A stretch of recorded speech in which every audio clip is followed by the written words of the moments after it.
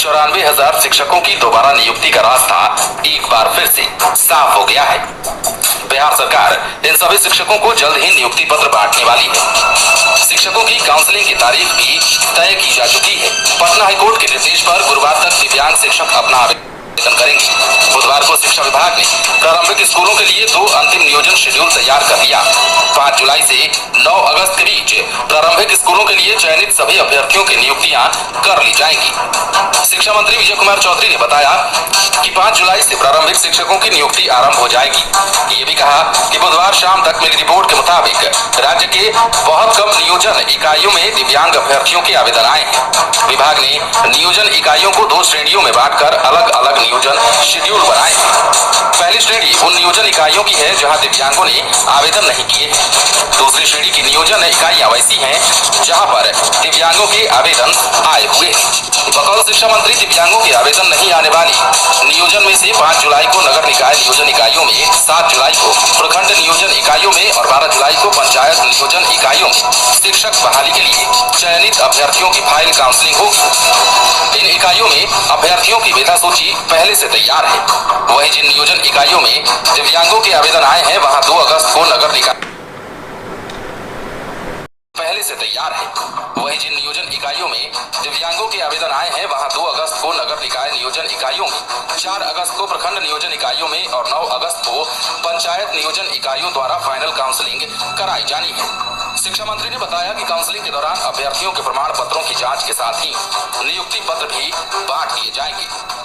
प्रारंभिक स्कूलों में शिक्षकों के करीब 94,000 रिक्त पदों पर नियुक्ति की अधिसूचना 5 जुलाई 2019 को सरकार ने जारी की थी। उसी साल दिसंबर माह में नियुक्ति पत्र बांटे जाने थे, लेकिन विभिन्न कारणों से काउंसलिंग और नियोजन पत्र वितरित करने के शेड्यूल पर ग्रहण लगता रहा। इस दौरान विभाग के द्वारा कम से कम आधा दर्जन बार फाइल शेड्यूल जारी किए गए थे। बिहार सरकार के शिक्षा मंत्री विजय कुमार चौधरी ने यह भी बताया कि राज्य के वैसे नौजवानों का जो शिक्षक बनने के लिए योग्य थे तथा स्कूलों में अपनी सेवा देने के लिए करीब 2.5 साल से प्रतीक्षारत थे, उनका इंतजार समाप्त होने जा रहा है। सरकार ने 15 अगस्त के पहले नियुक्ति पत्र बांटने की घोषणा की थी और हम अपने वादे को पूरा करने जा रहे हैं। और यही बात कहते हुए शिक्षा मंत्री ने बिहार के उन सभी लोगों को एक बड़ी खुशखबरी दी है जो कि शिक्षक बनने की रेस में थे और अपनी नियुक्ति का इंतजार कर रहे थे। लगातार कई महीनों, कई सालों से ये शिक्षक अपनी बहाली का इंतजार कर रहे थे, जिसके बाद सरकार ने अब इनके नियुक्ति का रास्ता साफ करते हुए काउंसलिंग की तारीख भी जिस देश में इन 15 दिनों में आवेदन प्राप्त हुए हैं वहां की भी अंतिम मेधा सूची और काउंसलिंग का काम 2 अगस्त, 4 अगस्त और 9 अगस्त को पूरा हो जाएगा।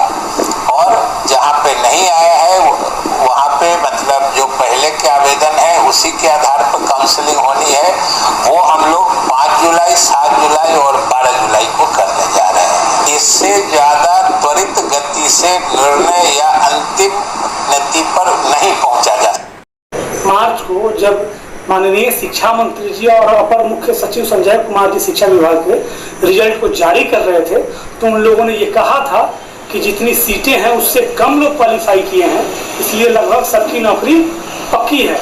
मतलब जो मिनिमम कट ऑफ रखा गया था उसको भी ऑब्टेन नहीं कर पाए थे अधिकांश अभ्यर्थी, इसलिए लगभग सबकी नौकरी हो जाएगी, सीट से कम लोग पास आउट हैं।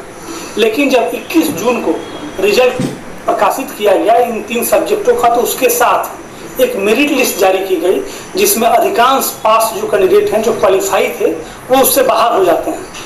और आश्चर्य की बात यह है कि उतना ही रिजल्ट दिया जा रहा है लेकिन अधिकांश जो क्वालिफाई कैंडिडेट है वो बाहर। एग्जाम्पल के तौर पे पेपर 2 उच्च माध्यमिक के लिए जो एग्जाम हुआ था उसमें कोई छेड़छाड़ नहीं होना था। उसमें 12 मार्च को बताया गया था कि 8531 लोग क्वालिफाई किए हैं और 21 जून को जो मेरिट लिस्ट जारी किया गया उसमें भी 8531 लोगों का मेरिट लिस्ट जारी किया गया है। जबकि जितने लोग क्वालिफाई थे उसमें से अधिकांश लोग इस मेरिट लिस्ट से बाहर हैं। तो फिर ये संख्या 8531 हुई कैसे? और दूसरा, बीएसईबी के सूत्रों ने कुछ अखबारों में इंटरव्यू दिया है, उसमें वो कहा है कि कैटेगरी वाइज सजाने के बाद कुछ अभ्यर्थी बाहर हो गए हैं। तो जब ऐसी बात है तो सीटें पूर्ण रूप से भर कैसे गई? जब सीट के बराबर ही अभ्यर्थियों को क्वालिफाई कराया गया था, तो जब वो रोस्टर के अनुसार उसको सजाया गया तो सीटें कुछ खाली रहनी चाहिए थी। जैसे 3 विषय में कंप्यूटर साइंस, सोशल साइंस और ये जूलॉजी में 100% भर गया है। और जब क्वालिफाई सीट के बराबर लोगों को ही किया गया था तो फिर ये 100% भरा कैसे, जब अधिकांश कैंडिडेट इस मेरिट लिस्ट से बाहर है। ये प्रथम दृष्टया ही इसमें अनियमितता लगती है। तो माननीय मुख्यमंत्री श्री नीतीश कुमार जी से और शिक्षा विभाग के वरीय अधिकारियों से अनुरोध है कि इसको संज्ञान मिले और जितने भी अभ्यर्थी क्वालिफाई हैं उन सबकी नौकरी की गारंटी करें। अश्विनी पांडे, प्रदेश प्रवक्ता, टीईटी एसटीईटी उत्तर नियोजित शिक्षक संघ बिहार। हालांकि बिहार बोर्ड ने ऐसे अभ्यर्थियों के बारे में फैसला लेने के लिए एक समिति बनाई है जो एसटीईटी परीक्षा में पास होने के बाद भी मेरिट लिस्ट में जगह नहीं बना पाए हैं। शिक्षा विभाग के सचिव की अध्यक्षता में गठित यह कमेटी अपनी अनुशंसा जल्द ही देगी। इसके आधार पर फैसला लिया जाएगा। धन्यवाद। वीडियो में इतना ही। आप बने रहिए। है और कितना हुआ है इसका कोई डेटा नहीं है।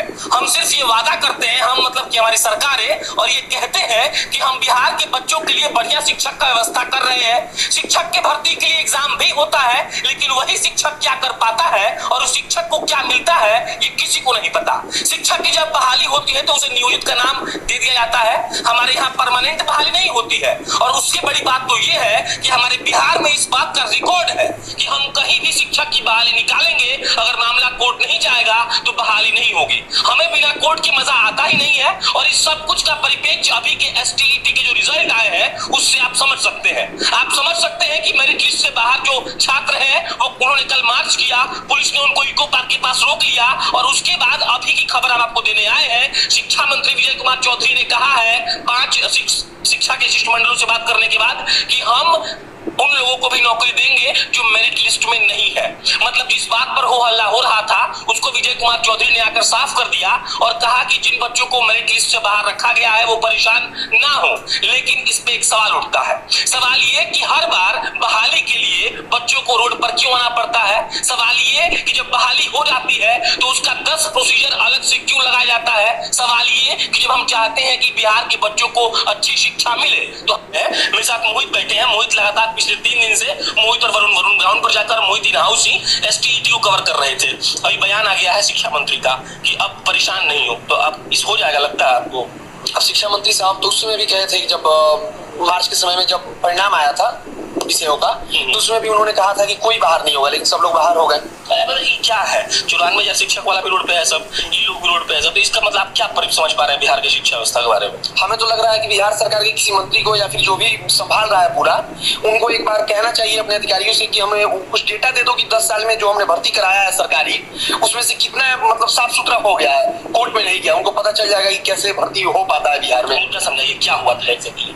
हुआ ये था कि मार्च के महीने में परिणाम घोषित किया गया था 2019 में